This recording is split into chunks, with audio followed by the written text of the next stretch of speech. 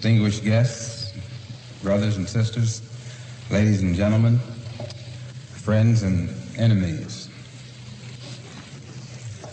I want to point out first that I'm very happy to be here this evening, and I'm thankful for the invitation to come here to Detroit this evening. I was in a house last night that was bombed, my own, but it didn't destroy all my clothes at all, but you know what happens when fire dashes through. They get smoky. The only thing I could get my hands on before leaving was what I have on now.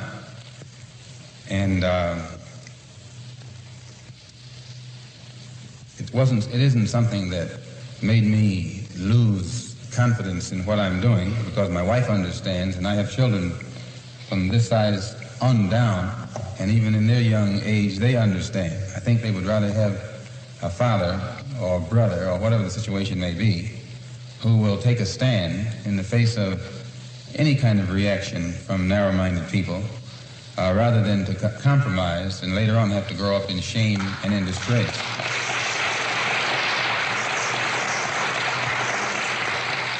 So I just ask you to excuse my appearance. I don't normally come out in front of people without a shirt and a tie.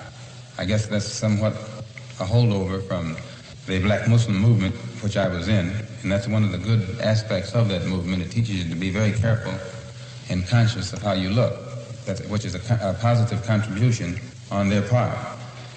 But that positive contribution on their part is greatly offset by too many other liabilities.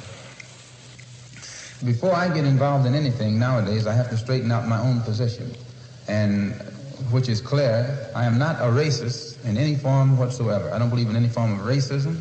I don't believe in any form of discrimination or segregation.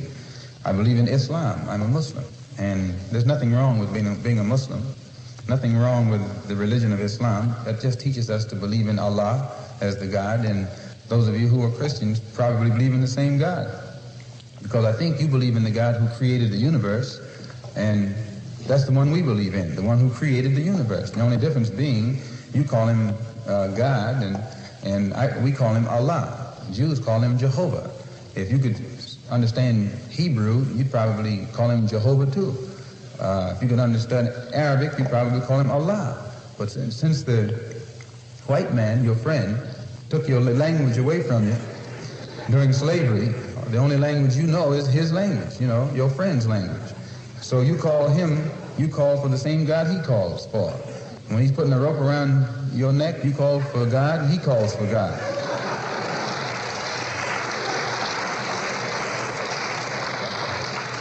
And you wonder why the one you call on never answers you. When I was in the black Muslim movement, they didn't have the real religion of Islam in that movement. It was something else. But the real religion of Islam doesn't teach anyone to judge another human being by the color of his skin. The yardstick that is used by the Muslim to measure another man is not the man's color, but the man's deeds, the man's conscious behavior, the man's intention. And when you use that as a standard of measurement or judgment, you never go wrong. But when you just judge a man because of the color of his skin, then you're committing a crime, because that's the worst kind of judgment.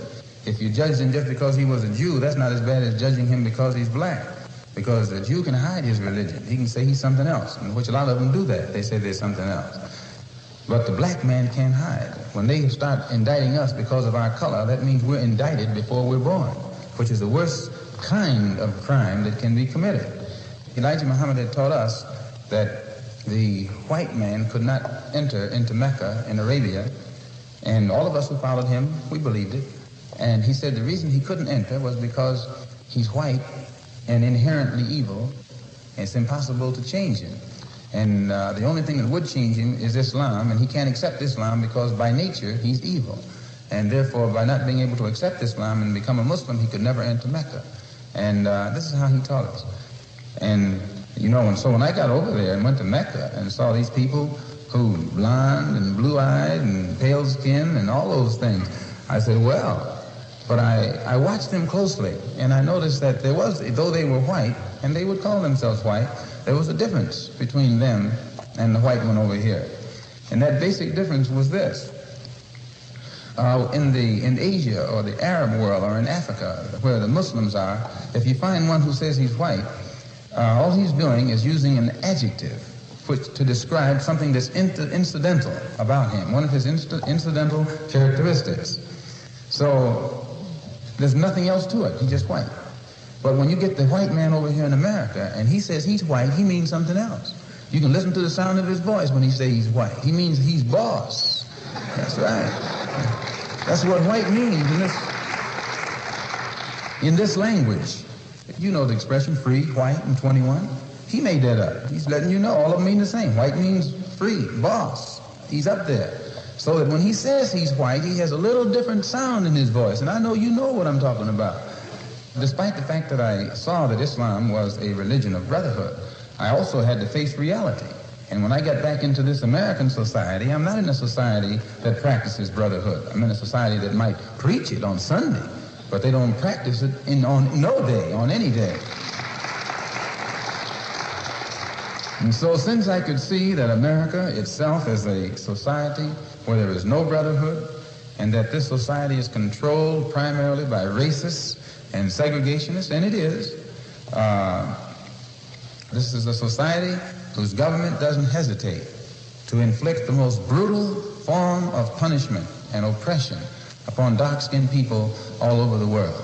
To wit, right now, what's going on in and around Saigon and Hanoi and in the Congo and in elsewhere. They are violent when their interests are at stake.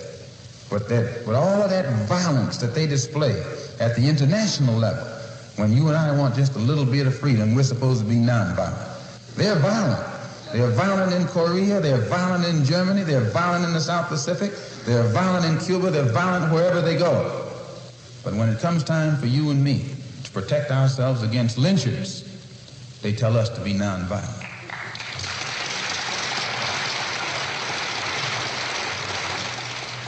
We should defend ourselves. And when I say that we should defend ourselves against the violence of others, they use their press skillfully to make the world think that I'm calling on violence, period. And I wouldn't call on anybody to be violent without a cause. But I think the black man in this country, above and beyond people all over the world, will be more justified when he stands up and starts to protect himself, no matter how many necks he has to break and heads he has to crack.